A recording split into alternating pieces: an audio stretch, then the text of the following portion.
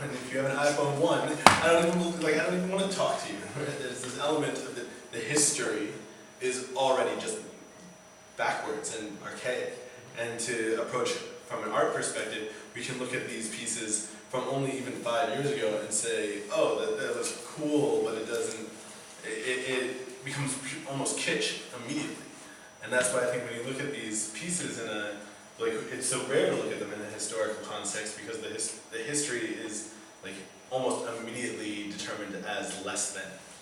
Well, also what happens is it becomes about putting it into this, well, this work has used technology versus trying to think about other themes and separate it out just from being about art and technology to saying, no, this is a conceptual practice. This is actually about language, but is existing within a technological medium. So maybe part of the history is to start to broaden it out from being merely a dialogue about art and technology to being a dialogue about what the art is in fact doing within its current situation. So what I find that's interesting about the internet also and art that is coming out of these practices is it's very much producing a dialogical space and can sometimes be seen much more akin to performance art or to other forms of conceptual practices that just happens to use technology because now technology provides us with a social space in a way that, you know, can be explored aesthetically. I want to sort of turn it back towards the question of, let's say, the idea of, you know, upgrading or like outmoded history, leaving history behind. Especially since you showed Alexander Romanovich recently. If you think of, you know, the end of the Second World being the Soviet bloc, the kind of the division between East and West. What was the kind of main political theory, or the dominant political theory that emerged as a result of that? It was Francis Fukuyama, neoliberalism, and the rise of the idea of the end of history. And, you know, one of the central theses of that argument is that history has ended because we've entered a phase of technocratic political technology. We have entered a technocratic phase of like organizing economies and societies. And so once you enter that technocratic phase, history, understood like as Hegelian teleology or direction, kind of ends because it ends at a kind of technocratic state. And so while that kind of idea, you know, it was very powerful, you know, in the 90s, and even up until recently, and it's only really kind of come crashing down literally with the financial crash. Why is it?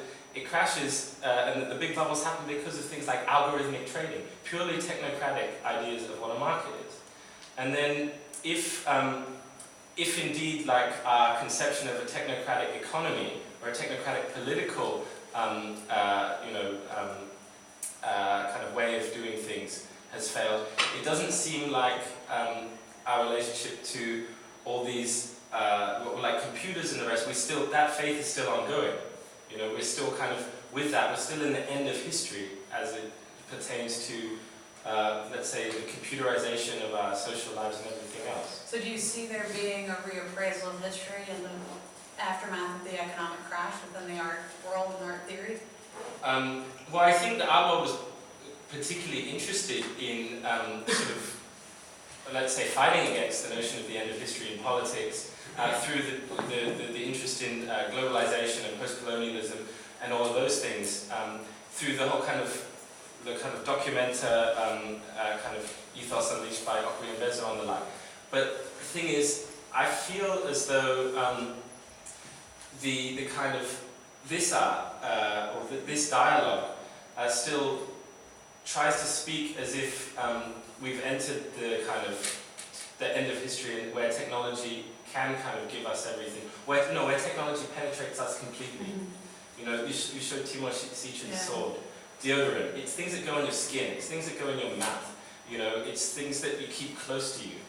You know, and it's the feeling that, you know, we are utterly enmeshed in this, and so distance. So do you think that there's a form of critique that needs to come out of that, or is the sort of ambivalence and acceptance of the image-saturated and consumer world of neoliberalism that we live in is that what artists are working with, or is there a reappraisal of an attempt to re-engage with social political critique through objects and through consumer products?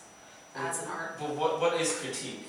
And that's a good question. Is basically the main thing you kind of want to ask, or I do when I see this. It's like, sometimes it seems so ambivalent, like you say. But if the initial assumption is that we're so enmeshed in this nexus of technology and commodity, to the point where our own body is a technology and a commodity, then, what do? Do you say, well, I reject it, I think it's bad, and yet you still kind of have to have Colgate toothpaste, and you still have to have deodorant, and you're not going to kind of live in a cave.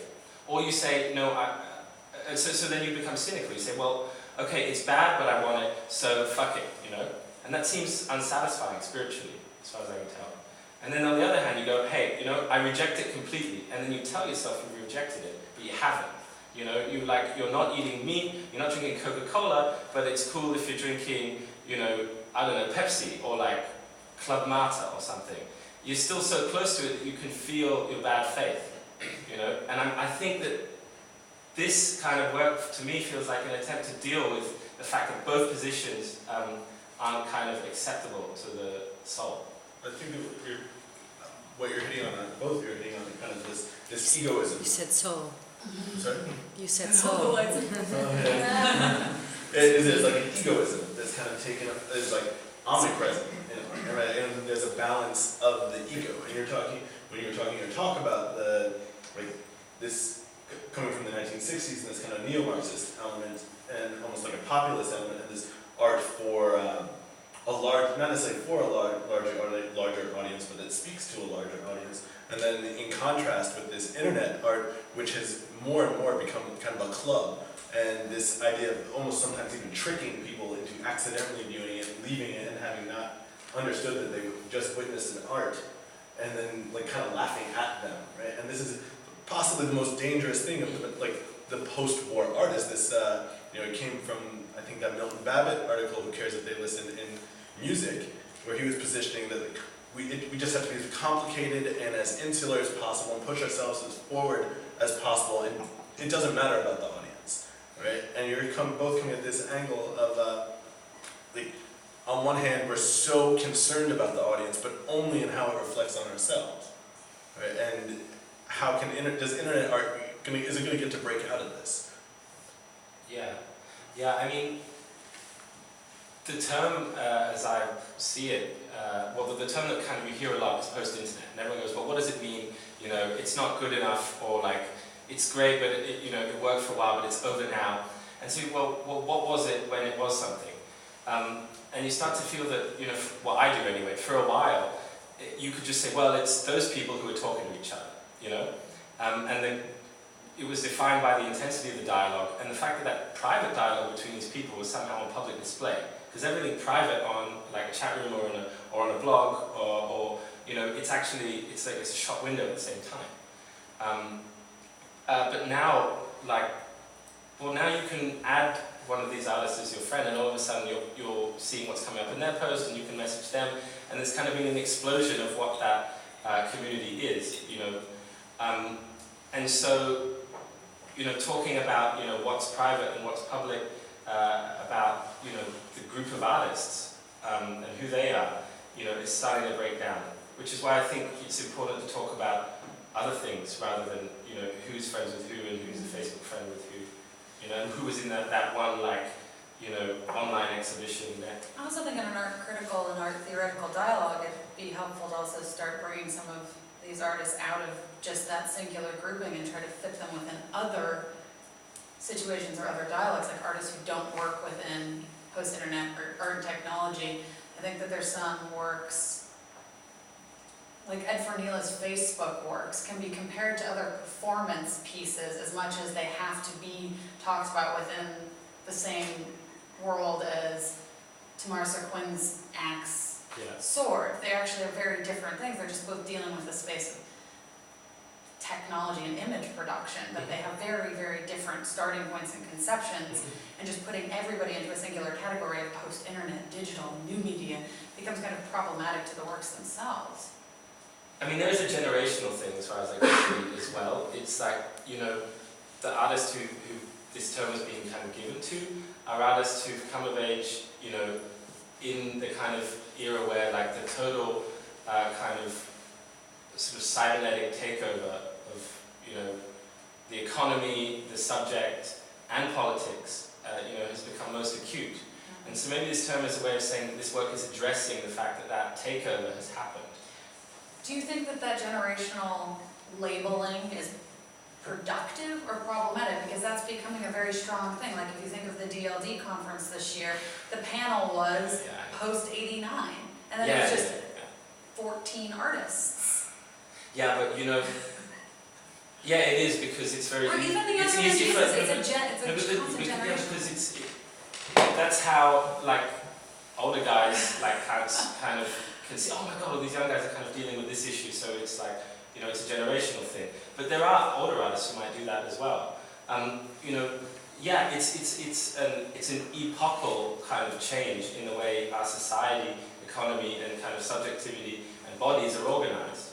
And the thing is, you know, the fact that, you know, the biggest intensity of dialogue about that cybernetic takeover has happened amongst younger people. You know, maybe that's what's kind of made it look like they're the ones who kind of, you know, own the language. I mean, but language can be spoken. I think it's always a sort of an easy way out to just be like, well, we'll deal with all artists who were born in the last 10 years. Yeah, absolutely. And who know what a computer is. You know, it becomes a very simplistic take on a generation of artists. I do think it also comes from the fact that we are sorting it out right now, and that it hasn't been around for very long as a medium. Like we haven't, you know, you gave us this excellent history, and the first thing we're talking about is 1965, right? Like when you start to figure out painting, you start to figure out drawing, you start to figure out sculpture, you have literally, at this point, tens of thousands of years to contextualize and kind of find the veins in which you can meaningfully talk about these things.